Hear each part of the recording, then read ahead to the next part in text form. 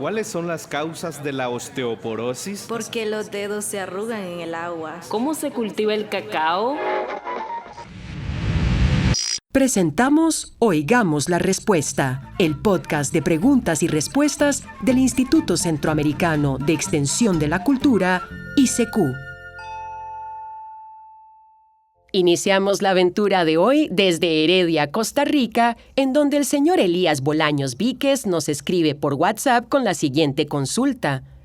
¿Para qué sirven unos pelitos que tienen las mazorcas de maíz? Oigamos la respuesta. Le contamos que esos pelitos que usted ve en la mazorca del maíz son, en realidad, parte de la flor femenina del maíz. Pero, ¿a qué nos referimos con flor femenina? Cuando la planta está floreciendo, arriba aparece un penacho.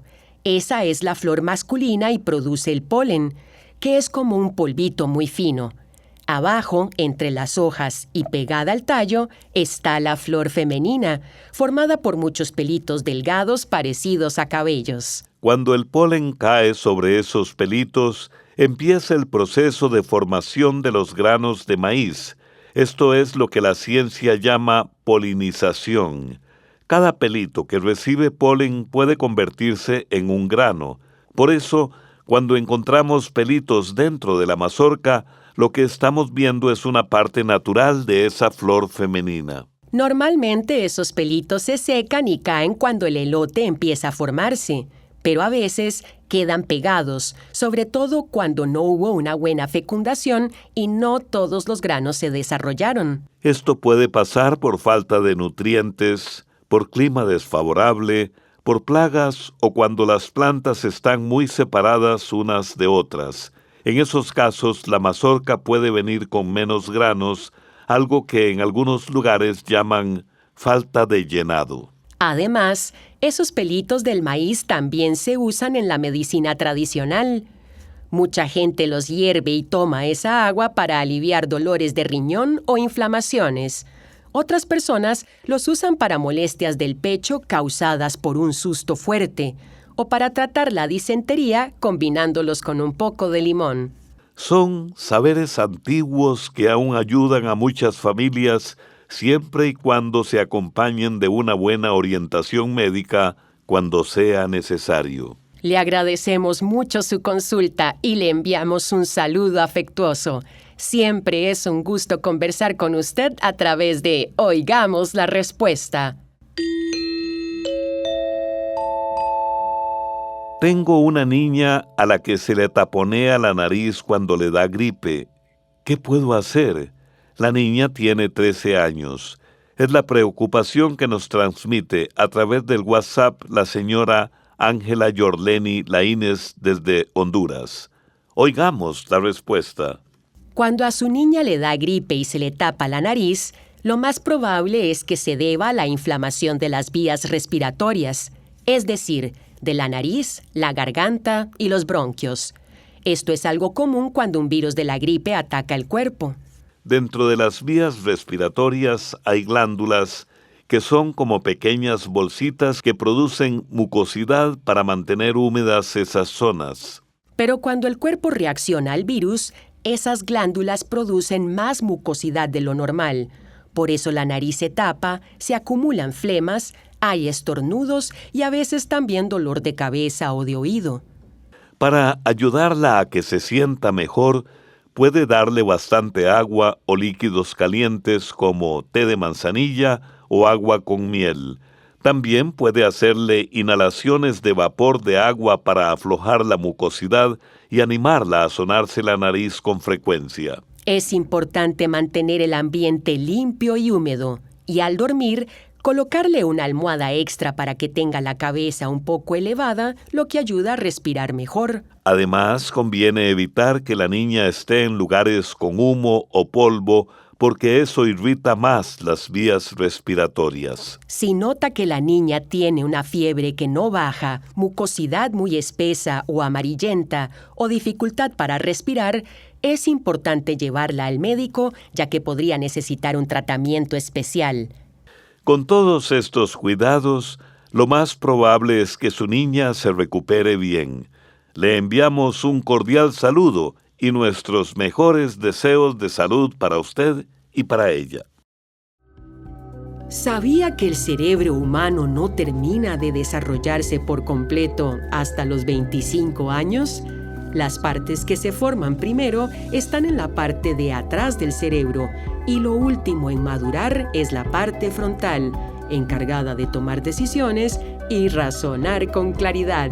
Esto y más en Oigamos la Respuesta. También pueden contactarnos a través de un mensaje de WhatsApp al teléfono código de área 506, número 8485-5453, o háganos sus preguntas al teléfono código de área 506, número 22 25 52 38, o al número 22 25 53 38. Nos llega un mensaje de WhatsApp desde Matagalpa, Nicaragua. Lo envía el señor Antonio Douglas Ríos Mejía, quien nos explica lo siguiente. Tenemos un gatito en casa y mis hijos lo chinean mucho, pero mi esposa teme que pueda contagiarles toxoplasmosis porque ella tuvo un resultado positivo en un embarazo anterior. ¿Es peligroso que los niños convivan así con el gatito? Oigamos la respuesta.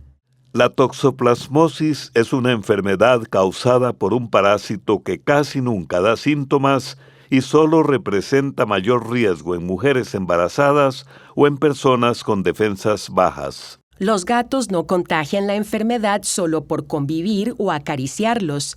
El mayor peligro está en tocar o manipular heces de un gato infectado.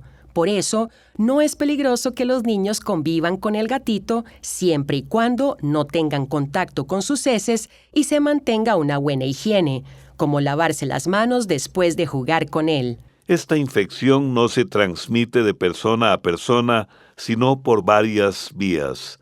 Una de las más comunes es que una persona coma carne cruda o poco cocida de animales infectados como cerdo, cordero o venado. También puede adquirirse al beber agua o comer verduras contaminadas con tierra o heces de gato, o al manipular areneros y suelos donde hayan defecado gatos infectados. Otra vía de contagio, aunque más extraña, son las transfusiones de sangre, los trasplantes de órganos o el contacto con animales infectados. La toxoplasmosis se detecta mediante un examen de sangre. Muchas personas ni siquiera se dan cuenta de que la tuvieron porque su organismo la controla y evita nuevas infecciones, pero en otros casos sí se presentan síntomas como fiebre y cansancio o, en situaciones más graves, problemas en el hígado, los pulmones y el corazón. Cuando esto ocurre, es necesario recibir tratamiento médico. El caso más delicado es cuando una mujer se contagia durante el embarazo o poco antes, pues puede transmitirle la infección al bebé y generar daños en su cerebro, en la vista o convulsiones. Sin embargo, si la mujer tuvo toxoplasmosis antes de quedar embarazada y su cuerpo ya generó defensas, no volverá a transmitirla en embarazos futuros. Para prevenir esta enfermedad, lo más importante es mantener buenas prácticas de higiene. Lavar bien las manos después de manipular tierra, verduras o los areneros de los gatos. Cocinar completamente la carne. Lavar bien las frutas y vegetales y mantener limpios los espacios donde viven nuestras mascotas. Además, conviene llevar a los gatos a chequeos veterinarios con regularidad. Hola amigos de Oigamos la Respuesta. Yo escucho el programa desde hace 54 años. Es para decirle a los oyentes que yo conozco el personaje Harley Rojas Salazar del que hablaron. El personaje Harley Rojas Salazar es verdadero, no es inventado porque yo lo conocí cuando yo iba a recolectar café a San Vito de Cotoruz. Gracias.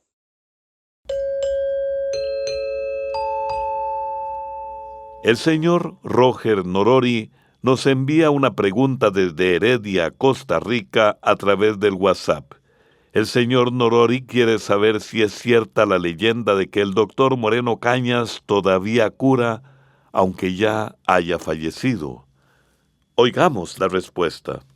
Para contarles sobre la leyenda que dice que el doctor Ricardo Moreno Cañas todavía cura, primero necesitamos hablarle de quién fue él en realidad.